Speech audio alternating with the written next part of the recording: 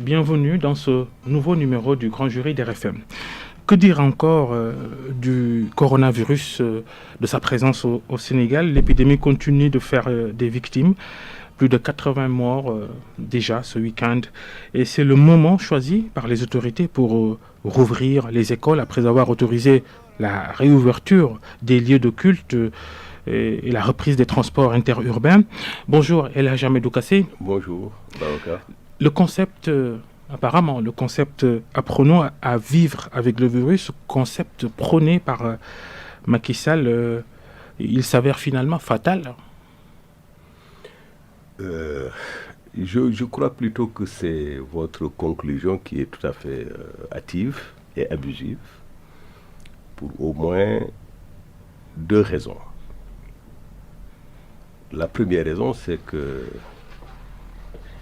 si vous réécoutez attentivement et sans œillère le discours du 11 mai du président de la République, il s'est agi plutôt de tenir pleinement compte de la réalité de notre pays, de tenir compte pleinement de l'évolution de la maladie. Cela veut dire quoi? Cela veut dire que voilà une maladie que nous ne connaissons pas. Personne, je dis bien personne au monde, ne peut dire avec certitude qu'il a une maîtrise parfaite de cette maladie et de son origine, de son évolution, de ses modes de développement ou de déploiement ou de transmission. Alors, mais nous avons connu traverser 2 à 2 mois et demi. Il fallait tirer des leçons de l'expérience. L'expérience a montré qu'il a bien fallu les mesures restrictives des libertés que nous avions prises pour atténuer la progression de la maladie. C'est un fait. Si jamais il n'y avait pas ces mesures, on serait aujourd'hui, peut-être, je ne le souhaite pas, à des dizaines de milliers de personnes contaminées et certainement à des centaines de morts. Donc heureusement que nous avons très tôt pris des mesures de restriction des libertés, au sens positif du terme. Ça, c'est la première remarque. La deuxième remarque, c'est que la tendance globale dans le monde est à la reprise de la normalité, c'est-à-dire de la vie économique, sociale et culturelle. Ce n'est pas la même échelle pour tout le monde. Je dirais même que si vous comparez au reste de l'Afrique, nous sommes dans des proportions tout à fait, je ne dis pas raisonnables, mais tout à fait, je veux dire, conforme aux performances que nous avons au plan de l'encadrement de l'information sur le Covid. Aujourd'hui, au Sénégal, il n'y a pas une seule personne qui ne connaisse les mesures barrières ou ce qu'on appelle les mesures barrières. Le Sénégal, dans l'espace CEDEAO, est le 4e pays le plus infecté. Oui, c'est tout à fait relatif.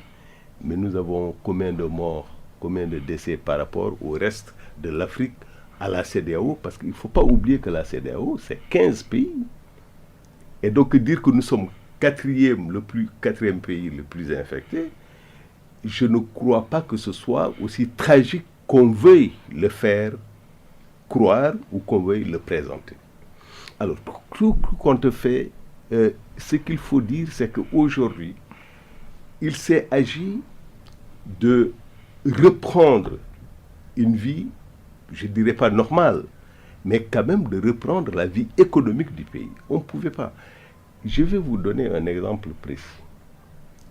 J'ai entendu quelqu'un dire que c'était très intéressant pendant la période du confinement parce qu'il roulait dans les rues, il n'y avait pas d'embouteillage, l'air était pur, etc., etc. Mais il se trouve que cette personne, elle a les moyens de remplir son garde-manger pendant peut-être 1 an, il a les moyens de se déplacer. Et c'est tout à fait convenable de se déplacer. Il n'y a pas d'embouteillage, on respire l'air libre, il n'y a pas de bousculade dans les commerces.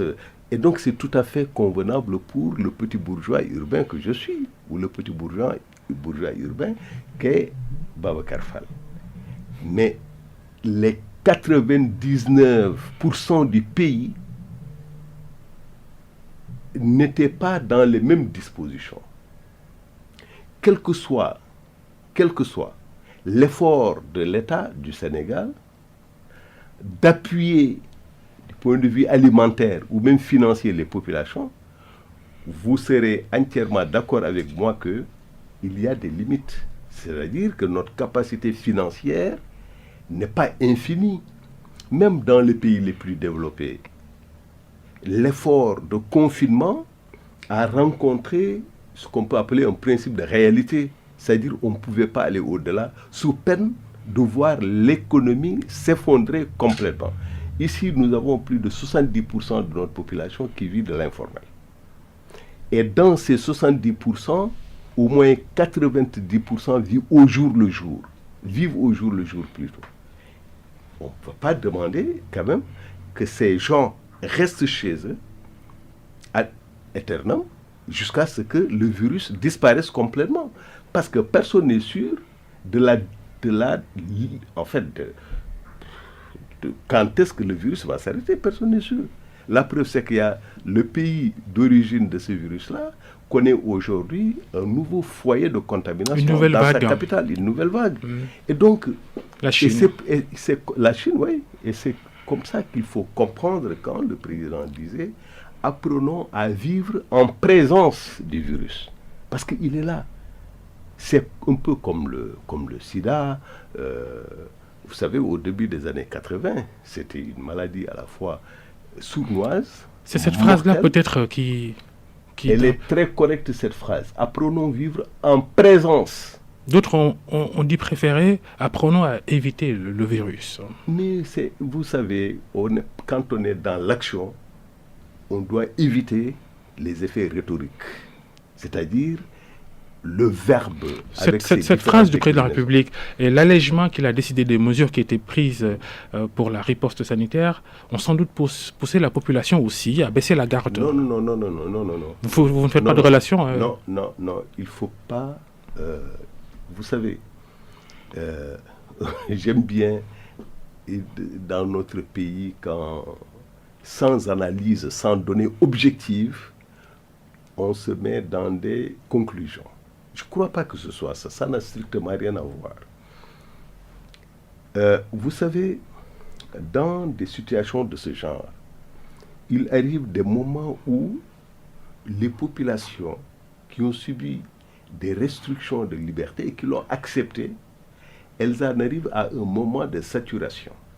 Et ça, c'est un phénomène tout à fait humain et universel. Ce n'est pas propre au Sénégal. Vous allez aujourd'hui au Burkina Faso, c'est exactement la même chose. Vous allez dans un pays comme la France qui était très touché, c'est exactement la même chose. Vous allez dans un pays comme le Mali, c'est exactement la même chose.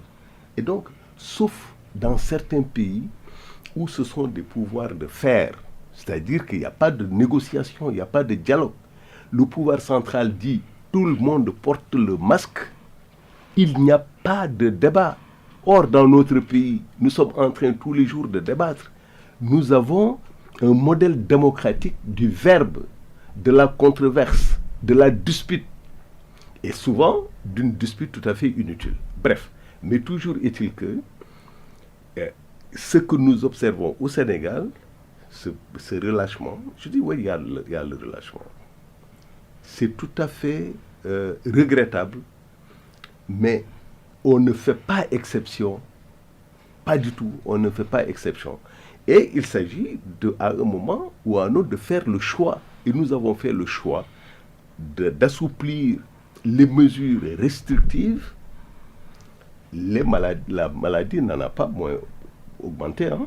Attention, si on se fie aux statistiques, c'est-à-dire nous avons toujours une tendance entre quelquefois 7%, le maximum aujourd'hui 11% à peu près, ok, parce que sur 1200 et quelques tests, nous avons 144, voilà, 144 contaminations, ainsi de suite. Donc du point de vue statistique, la maladie n'a pas du tout augmenté. Et je vais vous citer une source précise. Le bureau de prospective économique de notre ami Moubaraglo a fait une étude très minutieuse. C'est ce que j'appelle des données. C'est-à-dire des chiffres, des données objectives qui renseignent sur l'évolution de la maladie. Et quand on dispose de ces données-là, on est à l'abri des généralisations et des conclusions hâtives. Parce que ce sont ces données critiques qui peuvent être la source d'une bonne information. Je pense que donc, le discours aujourd'hui qui convient, ce n'est pas une dispute sur les termes, sur la rhétorique. Pour les chiffres que vous évoquez, bien avant le dernier discours de Macky Sall qui assouplit ces mesures-là, on était déjà à plus de 1000 tests jour avec un nombre moins important d'infections. Attention. Non, attention. C'est vous peut-être. Il faut bien relire en ce moment vos chiffres. Nous sommes dans la même moyenne exactement. Nous sommes dans la même moyenne. Et vous faites quoi du nombre de décès? Oui, bien. Ces derniers jours, ces dernières semaines. Oui, mais oui. Vous savez pourquoi? Parce que simplement, le plus souvent, vous avez des cas de contamination avec des personnes qui développent des morbidités fatales. Ça, c'est une première explication d'après les spécialistes. La deuxième explication, c'est que, avec la stigmatisation, vous avez des malades qui viennent au dernier moment, quand il est extrêmement difficile de faire quoi que ce soit. Donc, voilà un tout petit peu l'explication de tout ça. Mais le corps médical, les personnels soignants font le maximum des efforts surhumains pour sauver les Sénégalais. Vous conviendrez avec moi que c'est un personnel de santé aussi bien du point de vue de l'encadrement que du point de vue des personnels techniques opérationnels. Il y a un engagement extraordinaire.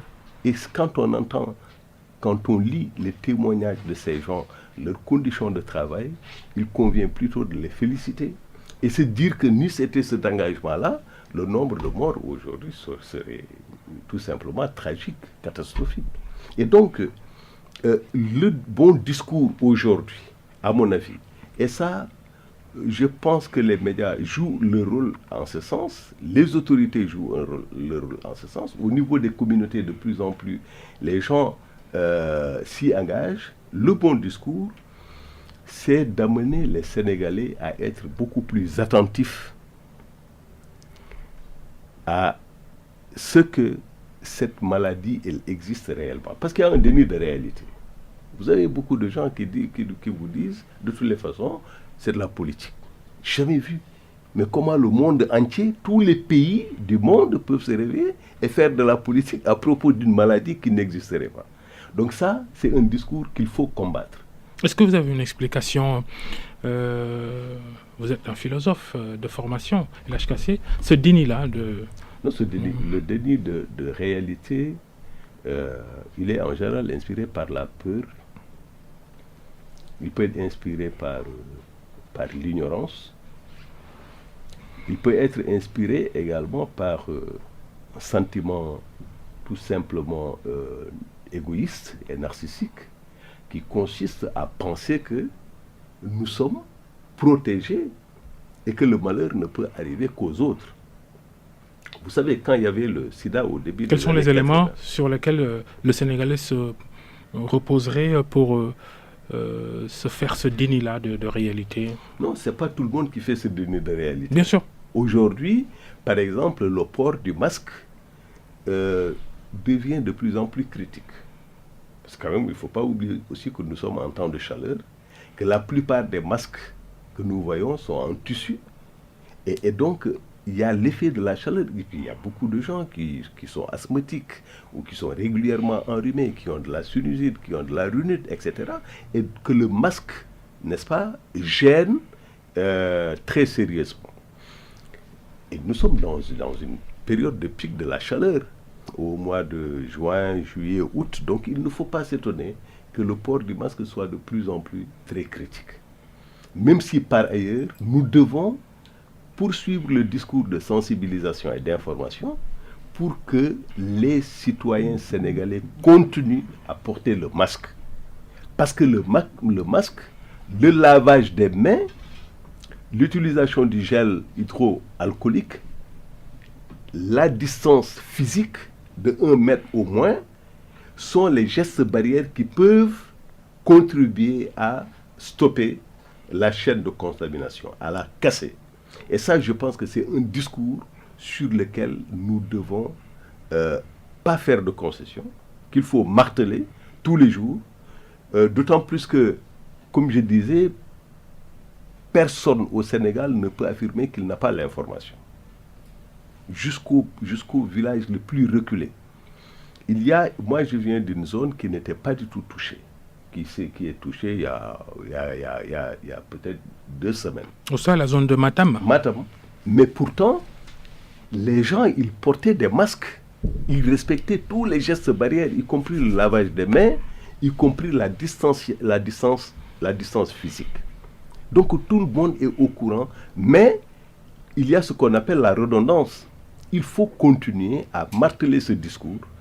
Et à mon avis, un des meilleurs moyens est d'utiliser, à mon avis, les sociologues, les socio-anthropologues, qui ont les méthodes, les outils pour identifier les résistances, identifier les réticences des uns et des autres à porter, par exemple, le masque, ou bien à procéder à la distance physique, ou alors à utiliser, à se laver les mains, ou à utiliser le gel hydroalcoolique. Eux, ils peuvent identifier exactement, dans les formes de conscience, dans les discours, n'est-ce pas, dans les comportements, qu'est-ce qui fait justement que dans tel ou tel quartier, les gens, ils ne portent pas de masque, ou ils sont dans le déni de réalité. Ça, il y en a qui ont épinglé la communication des dirigeants sénégalais qui a fait défaut et qui a provoqué ce comportement assez répandu de ne pas respecter les gestes barrières. Bon, non, là également, je pense que nous devons, Babacar, être très, très, très, très, très prudents. Vous savez, moi, je considère que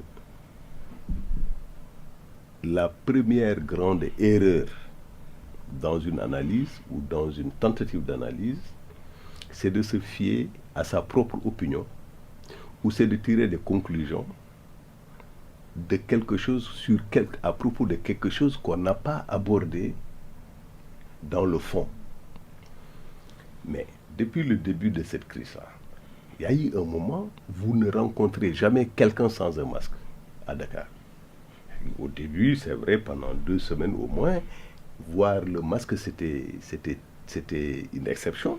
Moi, je parcourais plein de quartiers, j'étais étonné que les gens ne portent pas de masque. Mais après, ça s'est généralisé très rapidement. C'est quand on l'a rendu obligatoire dans les transports publics et dans les lieux publics. Mais tout le monde a porté le masque. Et les gels hydroalcooliques en arrivaient même à manquer sur le marché.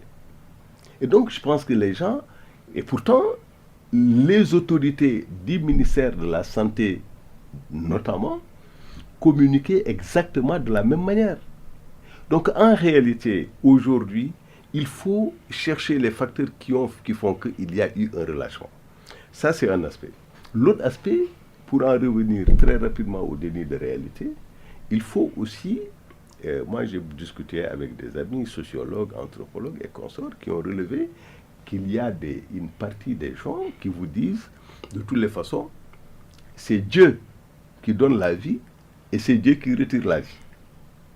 Et il faut toujours mourir de quelque chose.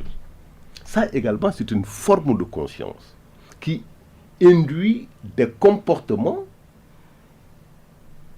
face à la maladie. C'est-à-dire, dès lors qu'on est absolument sûr qu'on peut mourir tout de suite ou demain, on se dit, mais à quoi bon les gestes barrières, etc. C'est comme ce qu'on pourrait appeler l'anarcho-VIH au début des années 80. Il y a des gens qui disaient, mais de toutes les façons, il faut mourir de quelque chose. Tôt ou tard, on va mourir et donc on ne va pas se préserver, on ne va pas utiliser les gestes barrières pour éviter le VIH-Sida. C'est exactement la même chose. C'est toujours cette réaction, malheureusement, qui relève de plusieurs facteurs sur lesquels on a esquissé tout à l'heure. Et donc, pour moi, il ne s'agit pas d'un discours ou bien d'une communication à laquelle d'ailleurs on donne un pouvoir magique. La communication n'a pas de pouvoir magique. La communication, elle est adossée à quelque chose de précis. Et cette chose précise, c'est ce qu'on appelle, en théorie des organisations, la liberté des acteurs. Vous savez, Babacar, brûler le feu rouge est interdit. Et pourtant, il arrive que des gens le fassent. Ils savent qu'ils vont payer leur acte, leur liberté, mais quand même, ils le font. Et là également, la personne peut savoir exactement quel court le risque d'une contamination, mais du point de vue, là bon, on est peut-être dans des considérations plus ou moins abstraites, mais ça peut le conduire exactement à avoir le comportement contraire à la norme. Qu'est-ce qu'il faut faire? Est-ce qu'il faut s'attendre à ce que le président de la République et ses équipes analysent les derniers chiffres sur le coronavirus, ce nombre de décès qui augmente, le nombre de contaminations, idem, pour prendre d'autres décisions, revenir à un durcissement des mesures, par exemple? Bon, moi, je ne sais pas exactement. Je ne sais pas, le président est entouré par des experts, des spécialistes. C'est des médecins, c'est des chercheurs, c'est des sociologues, c'est des anthropologues, etc. Ils feront certainement ça ne mérite pas analyse. L'analyse si, vous savez, à toutes les étapes, il y a eu des analyses. À toutes les étapes, il y a eu des analyses et des mesures de rectification ou de reprécision des objectifs. Il y en a toujours eu depuis le début. Le président tient des réunions systématiquement avec ses conseillers en la matière. Et ce sont ces réunions, ces interactions qui inspirent les décisions qu'il prend. Et donc, si demain,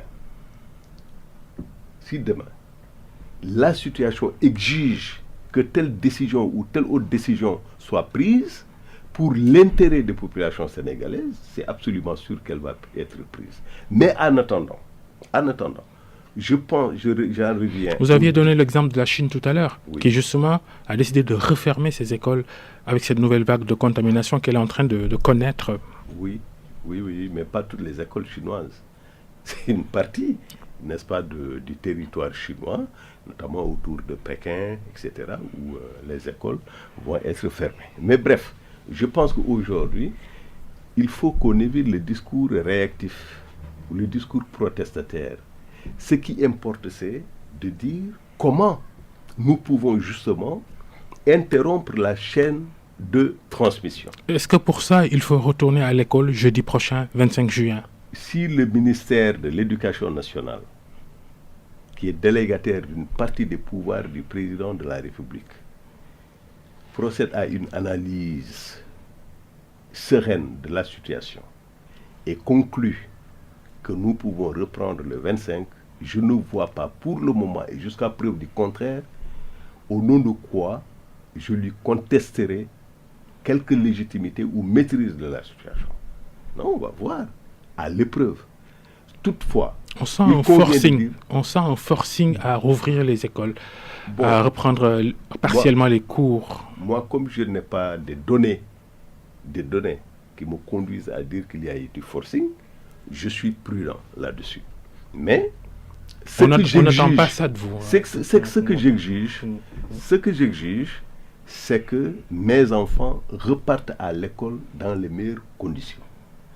Ce que j'exige, c'est que les écoles soient dotées de moyens pour garantir un maximum de sécurité aux élèves. Vous convenez avec nous que les conditions, elles sont très improbables à l'heure où nous parlons. Donnez-moi à moins que vous me donniez des informations très précises et non générales. Moi, ce que je sais... L'indicateur principal, ce sont les informations que le ministère de la Santé donne tous les jours sur l'état de la maladie au Sénégal. Non. Moi, je parle des dispositions prises par le ministère. Ça fait partie, LHKC. Non, mais attends, ça fait partie. Pour le dispositif devant les écoles. Le dispositif, c'est quoi? Sur la reprise ratée du 2 juin, on avait déjà. Je pense qu'il a dû tirer les leçons de cette expérience d'ouverture avortée des classes le 2 juin dernier. Et que des dispositions ont été prises à la lumière de l'expérience que nous avons vécue. C'est pourquoi j'ai dit, l'essentiel c'est quoi? L'essentiel, c'est que toutes les dispositions soient prises pour la sécurité des élèves, pour la protection des élèves. C'est ça. Et ça, c'est là, encore une fois, la question des gestes barrières. Et quand le ministère de l'Éducation nationale dit qu'il y aura 20 élèves dans la classe, une distance au moins d'1 mètre, que devant les écoles, il va y avoir, comment ça s'appelle, le lavage des mains, un dispositif de lavage des mains, etc., etc. Donc, en somme, tous les gestes barrières reproduits à l'école pour protéger au maximum les élèves, je dis bravo. Maintenant, on va voir à l'expérience. Par ailleurs, il ne faut pas se leurrer. Même le fait de venir ici dans ce studio comporte un risque. Peut-être un risque qu'on peut calculer, mais quand même un risque. On a pris toutes les mesures ici. Non. Avouez le risque, quand je dis le risque, je peux, en franchissant cette porte, tomber, le bras cassé. Avant de venir ici, on vous a soumis à tous les tout le protocole indiqué. Non, ça c'est vrai. On a fait le flash. On a pris toutes les dispositions, c'est vrai. Mais je veux dire, malgré tout, on peut prendre toutes les dispositions du monde. Pour autant, il n'y a pas de risque zéro. Mais tout l'art ou toute la stratégie consiste à circonscrire le risque, à le réduire au minimum pour justement que les ravages ne soient pas importants. C'est ça qu'on peut exiger du ministère de l'Éducation nationale. Ayons envers les dispositions prises un bon présage. Et puis voyons, accompagnons le processus, faisons en sorte que nos enfants qui retournent à l'école soient bien informés, davantage informés, mieux informés, pour respecter rigoureusement les gestes barrières. Je pense qu'aussi, tout cela entre dans le cadre d'une stratégie qui consiste à sauver une année, à sauver une génération, celle-là qui doit retourner à l'école, mais également leurs cadets qui doivent venir l'année prochaine s'inscrire en classe supérieure. Donc c'est extrêmement important que nous tous, citoyens, au niveau des parents d'élèves, au niveau des enseignants, au niveau des journalistes, au niveau des communautés comme les maires, etc., il est important que nous accompagnions ce processus pour en faire une réussite. Et qu'aucun Sénégalais ne soit rivé ou n'ait pas l'oreille rivée au bruit de fond d'un échec quelconque. Voilà. Il y a à redire sur la gestion de cette crise par quand même le président de la République et toutes les entités de l'État impliquées. Cette distribution de l'aide alimentaire d'urgence et ces couacs sur 500 et des poussières de communes du Sénégal, seule une centaine et quelques ont reçu correctement les kits au complet pour une opération qui était appelée aide alimentaire d'urgence. Oui, Vous savez, Babacar, lorsqu'on sait que nous sommes dans une situation exceptionnelle par son surgissement, pas une crise latente qui est montée en puissance. Cette crise-là, elle est venue subitement. Et elle était inattendue. Il n'y a aucune tendance lourde ou aucun scénario tendanciel qui présageait l'avènement de cette crise-là. Il n'y en a pas. Donc elle a été brusque. Elle a été très violente. Elle s'est imposée au monde entier en un temps record. En quelques semaines, le monde entier était contaminé. Premièrement. Deuxièmement, nous n'avons jamais eu une expérience de ce genre dans l'histoire des épidémies. Parce qu'avant, c'était localisé, ça mettait un temps fou pour se développer dans d'autres pays, d'autres continents, etc. Mais cette fois-ci, ça a été subite, très rapide, une vitesse mais supersonique. Et ça nous a donc surpris. Et c'est pourquoi toutes les mesures qui ont été prises dans une situation d'urgence extrême. De ce point de vue, on peut être indulgent par rapport à l'expérience de transport de vivres dans tous les coins du pays.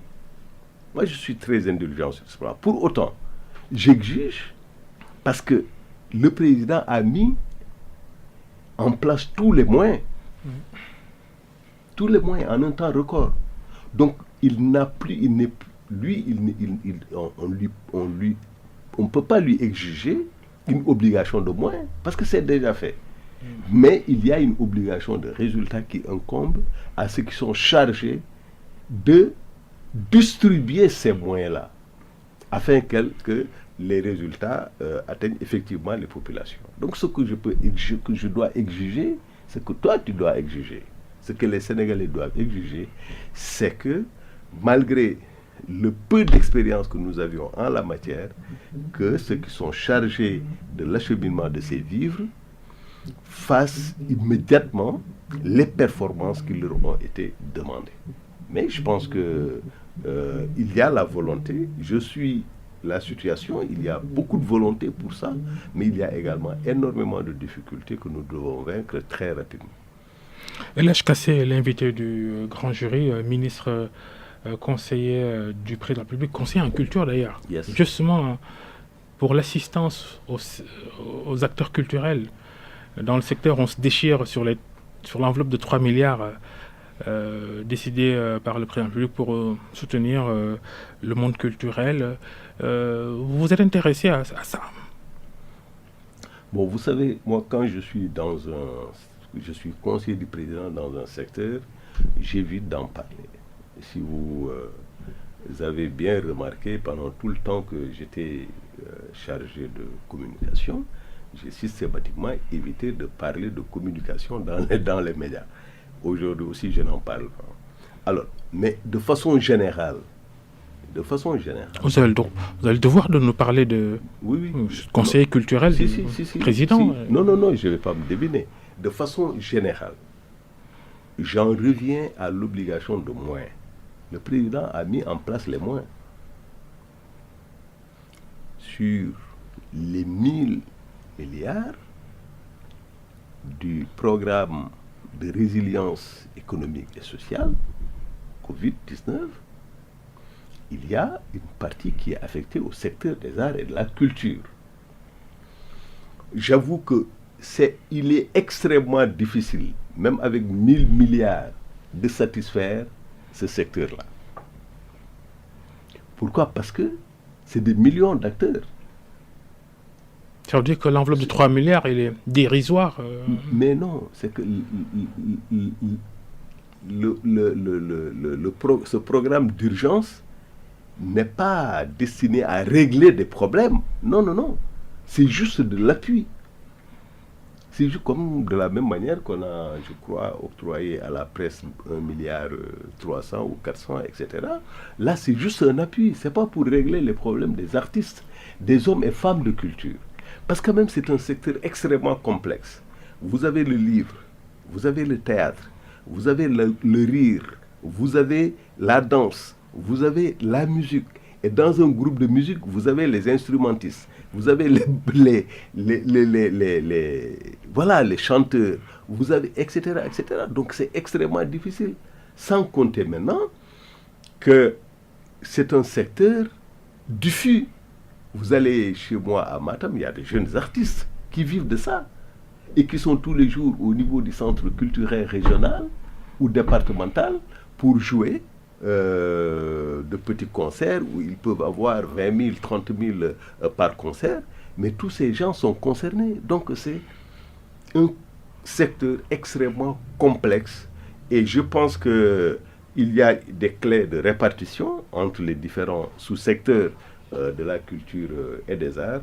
Espérons que les gens auront la bonne compréhension que cette somme-là n'est pas pour résoudre les problèmes d'une corporation à l'intérieur du secteur, mais c'est juste pour appuyer en situation d'urgence.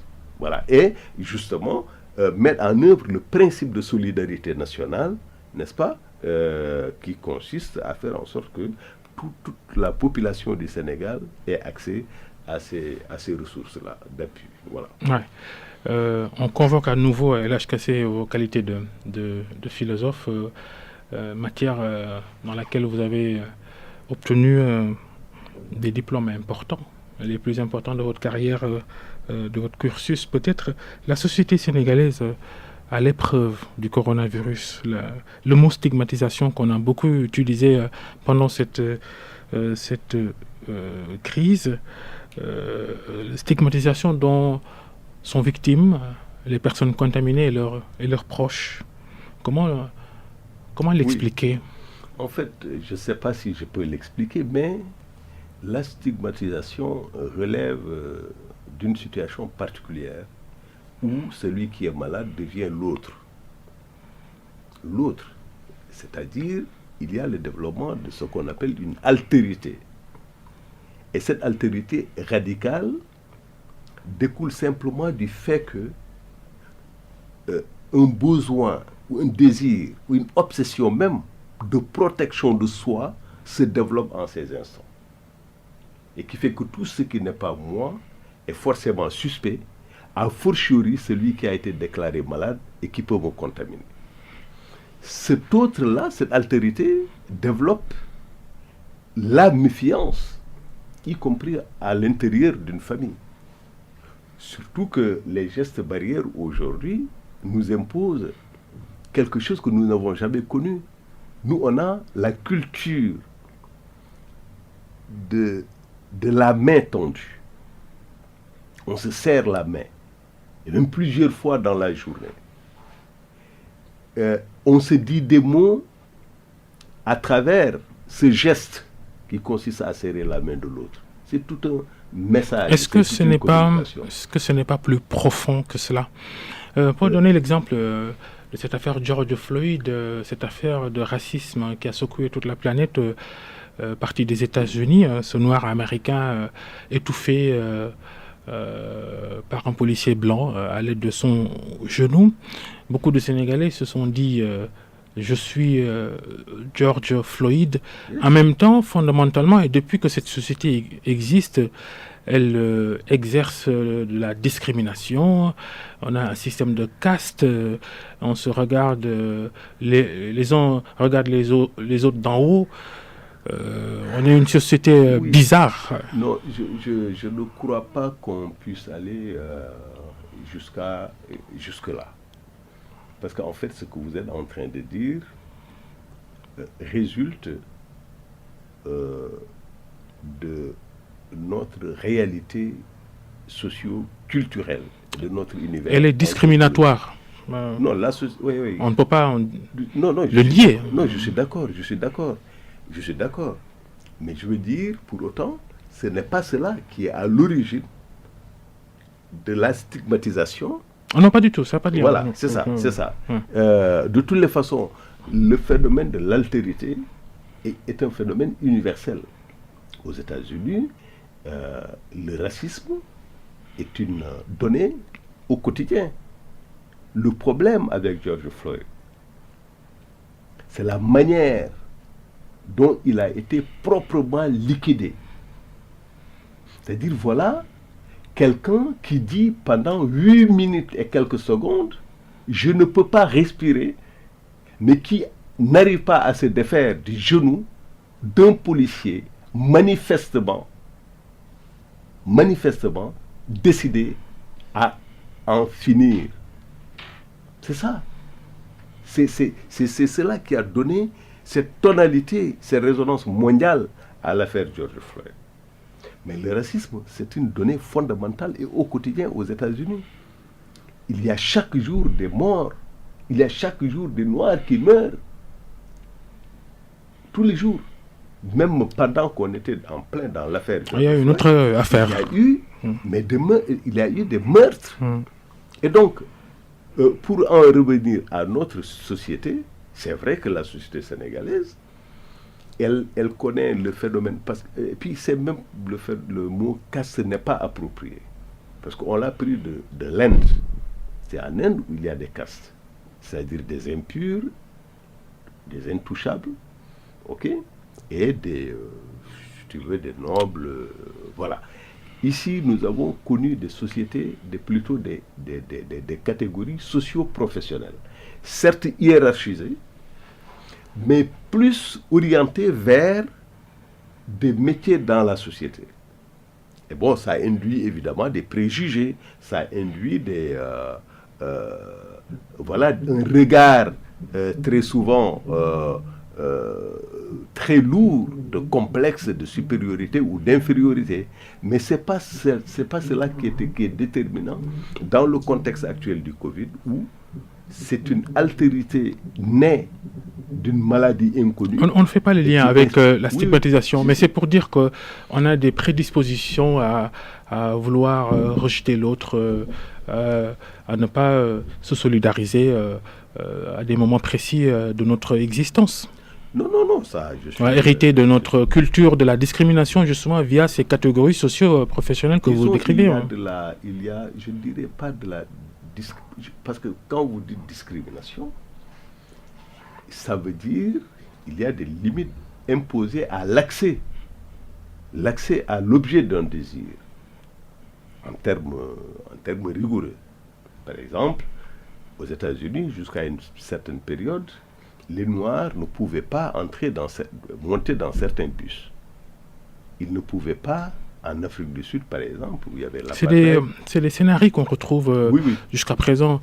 Vous êtes du Fouta, vous êtes du nord du Sénégal. Entre le Waalo et le Fouta, on remarque ces modes de vie dans nos sociétés là-bas. Tout à fait, tout à fait. Mais, et pourtant, depuis une semaine, je me suis remis à la lecture des ouvrages de Amadou Hampâté-Bâ, mais qui montrent clairement qu'il y avait beaucoup d'harmonie entre ces différentes catégories socio-professionnelles. Et même un principe de solidarité. Mais il faut dire que par des mutations qui seraient longues à exposer ici, cette organisation de la société a été quelque peu dénaturée, elle a été détournée de sa véritable signification pour justement, dans une société qui se dit, entre guillemets, moderne, développer des survivances aujourd'hui encore complètement surannées. Ça, on est entièrement d'accord, c'est un fait de société, mais il est évident que dans 2, 3, 4 ou 5 générations, c'est des phénomènes qui vont être complètement atténués.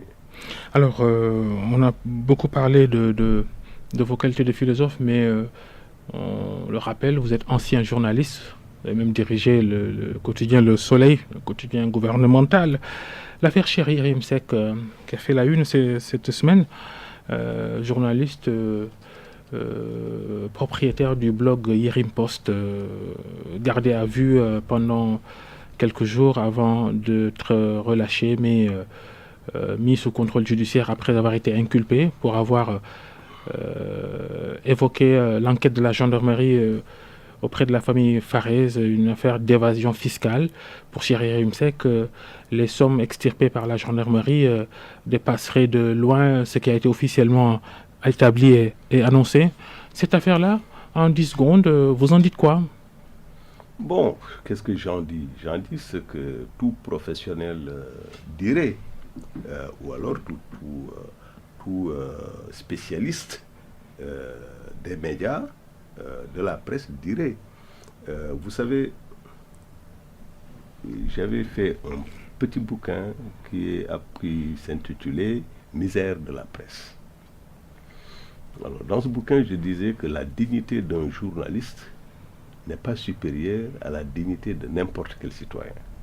De la même manière que la liberté du journaliste n'est pas supérieure à la liberté de n'importe quel citoyen. On est toujours ému, et c'est regrettable qu'un journaliste aille devant la justice. On est toujours ému, et ce n'est pas souhaitable. Et c'est d'ailleurs dans ce sens que le gouvernement du Sénégal, sous l'impulsion du président de la République, Macky Sall, a décidé de dépénaliser les délits de presse dans le cadre d'un nouveau code de la presse. Et il faut s'en féliciter. Maintenant, processus pas terminé. Oui, les décrets d'application. C'est ça. Il faut souhaiter que ça aille très vite, parce que ça va régler énormément de choses, parce que ça va apporter des solutions à des problèmes qui sont là, qui sont réels.